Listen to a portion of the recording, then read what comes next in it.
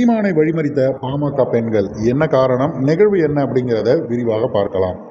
நாம் தமிழர் கட்சியுடைய தலைமை ஒருங்கிணைப்பாளர் செந்தமிழன் சீமான் அவர்கள் சமீபத்தில் தென் மாவட்டங்களில் இருக்கக்கூடிய அனைத்து பிரச்சனைகளுக்காகவும் முதல் ஆளாக எந்த ஒரு திராவிட கட்சிகளும் இந்திய கட்சிகளும் பேசாத பல விடயங்களை அண்ணன் சீமான் அவர்கள் எடுத்து பேசுகிறாரு. அதற்காக ஒரு மாநாடே நடத்துகிறாரு. அந்த வகையில் பார்த்தீங்கன்னா, தீரனுடைய பேரன் அப்படிங்கிற ஒரு தலைப்போடு அண்ணன் சீமான் அவர்கள் ஒரு மாபெரும் பொதுக்கூட்டத்தை ஏற்பாடு செய்திருந்தாங்க. அந்த கூட்டத்தின் நடுவே நாம் தமிழர் கட்சி சார்ந்தவர்கள் மட்டும் எப்போதுமே அண்ணன் சீமான் அவர்கள் பேச்சை கேட்க உட்கார்வது கிடையாது.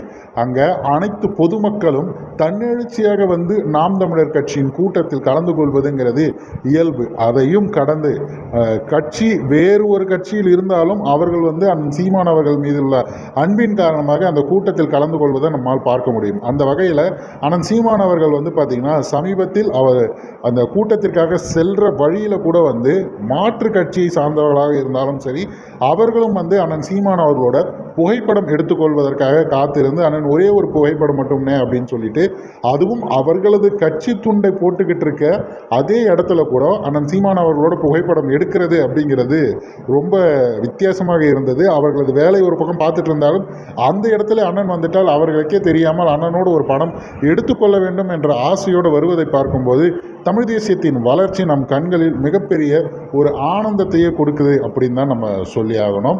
அண்ணன் சீமான் அவர்களுடைய இந்த வளர்ச்சி அப்படிங்கிறது மிகப்பெரிய அளவிற்கு இப்போ வீரநடை போட்டு நடந்துட்டு இருக்குங்க.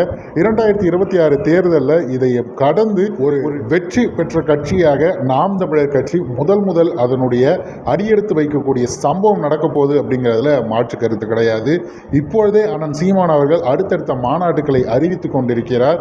எல்லாரும் சாதியால் பிரிந்து கிடக்கும் போது நாம் தமிழர்கள் என்று ஒன்றிணைத்த ஒரு தலைவரோடு எந்த கட்சியாக இருந்தாலும் ஒரு வினாடி தூக்கி போட்டுட்டு அவர் பின்னாடி வராங்கல்ல, இதை விட அந்த கட்சியுடைய கொள்கை மிகப்பெரிய அளவுக்கு கொண்டு போய் சேர்க்க என்ன வேண்டும் அப்படிங்கிறது தான் நம்மளுடைய கேள்வியாக இருக்கிறது. திராவிடம் அழியும் காலம் எப்பொழுதோ வந்துவிட்டது, இனி தமிழ் தேசியம் வளரும் காலம் அப்படிங்கிறது தான் நம்ம குறிப்பிட வேண்டியதாக இருக்குது.